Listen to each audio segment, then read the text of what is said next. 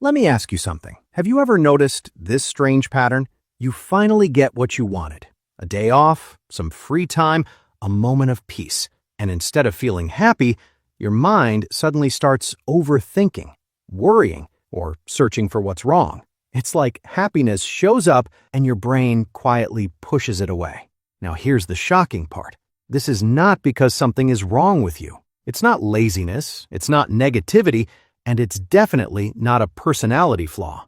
Your brain is literally wired to resist happiness. And today, I'm going to show you why that happens and a 20-second mental switch that works with your brain instead of fighting it. But listen carefully. The last habit I'll share is the most important one. If you miss it, you'll keep repeating the same cycle without knowing why. So stay until the end, because by the time this video is over, you'll know exactly how to let happiness stay without forcing it. Habit number 1, name the resistance. This is the most important habit to understand, because if you skip this one, nothing else in this video will work properly. Here's why. The moment happiness, calm, or peace shows up, your brain often reacts automatically. Not on purpose, not because you're broken, but because your brain is doing what it was trained to do. It scans for danger. So suddenly, thoughts appear like, this won't last. I should be doing something productive. Something bad is about to happen. Why do I feel uneasy? And most people make the same mistake here. They try to argue with those thoughts, or they try to push them away, but that only makes the resistance stronger. Instead, this habit teaches you to do something much simpler. You name what's happening. That's it. No fighting, no fixing, no analyzing, just naming. Naming the resistance means calmly saying, in your head or out loud, something like, my brain is scanning for danger. This is my survival system activating. This is just a protective response. Nothing is wrong. This is normal. You're not trying to feel better. You're not trying to feel happy. You're simply describing the process. And that small shift changes everything. Because the moment you name a thought, you step outside of it. You're no longer trapped inside your mind. You're observing it. Here's what's happening behind the scenes. Your brain has two modes. One mode reacts automatically. The other mode observes calmly. When you're caught in overthinking, you're stuck in automatic mode. But naming a thought instantly switches modes. It tells your brain, I see what you're doing. You don't need to shout anymore. And when your brain feels seen, it quiets down on its own. That's why this habit works in seconds, not minutes. If you skip naming the resistance, your brain thinks the discomfort is the problem, so it keeps escalating. But when you name it, you separate yourself from the discomfort. The resistance loses authority. It goes from, I am anxious, to, I'm noticing anxiety. That difference is powerful. Imagine you finally sit down after a long day. There's a quiet moment, and then your mind suddenly starts racing. Normally, you might think, why can't I just relax? But instead, you pause and say, my brain is trying to protect me. That's it, nothing else. And in that moment, your body relaxes just a little. Your breathing softens. The thoughts don't disappear instantly, but they lose their urgency, and that's enough. This habit is not about stopping thoughts. Thoughts will still appear. The goal is to change your relationship with them. You're teaching your brain, you don't need to fight happiness to keep me safe.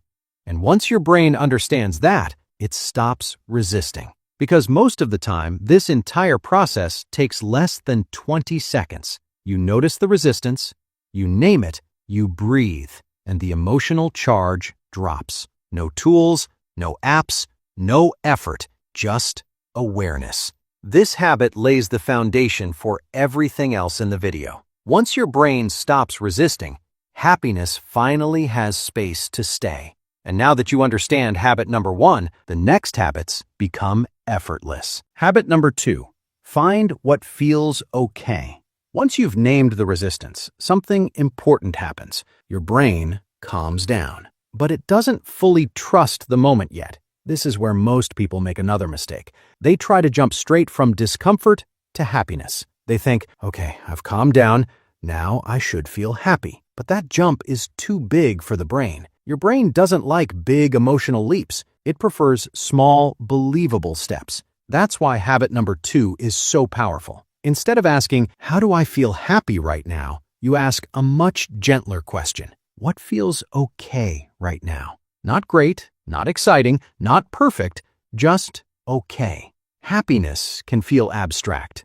Your brain can argue with it, but okay feels real. It's neutral. It's safe. It doesn't create pressure. When you look for something that feels okay, your brain relaxes because there's nothing to prove. You're not demanding a mood change. You're simply noticing what's already there. And your brain loves that. This part is important. Okay is always something small and specific. It could be your breath moving in and out, the support of the chair beneath you, the temperature of the room, a moment of quiet, the feeling of your feet on the floor. Nothing dramatic, nothing emotional, just something present. Your brain cannot argue with direct experience. When you focus on what feels okay, you anchor your attention in the present moment, and the present moment has no danger. Your brain learns, right now, I'm safe. That message is more powerful than positive thinking because safety comes before happiness, always. Let's say your mind is restless. You've already named the resistance. Now you ask, what feels okay right now? You might notice, my breathing feels steady. That's enough. You stay with that for a few seconds. No forcing, no fixing, and suddenly, the tension softens. Not because you tried to relax, but because your brain found something solid to hold on to. Happiness often feels fake when it's forced, but when happiness grows out of okay, it feels natural. This habit creates a bridge. It connects calm awareness to gentle contentment, and that's how happiness starts to stay. You're not trying to escape discomfort. You're not trying to replace it. You're simply sharing space with something neutral. That teaches your brain calm moments don't need fixing. And once your brain believes that, happiness doesn't feel threatening anymore. Habit number 3. Stay 10 seconds longer. This is the habit most people skip, and it's the reason happiness never sticks. When you feel a calm or happy moment, stay with it for 10 seconds longer than usual. That's it.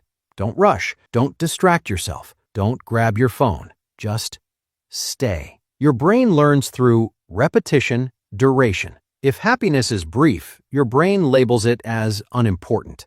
But when you extend the moment, even by 10 seconds, your brain starts associating calm with safety. If you skip this habit, your brain never rewires.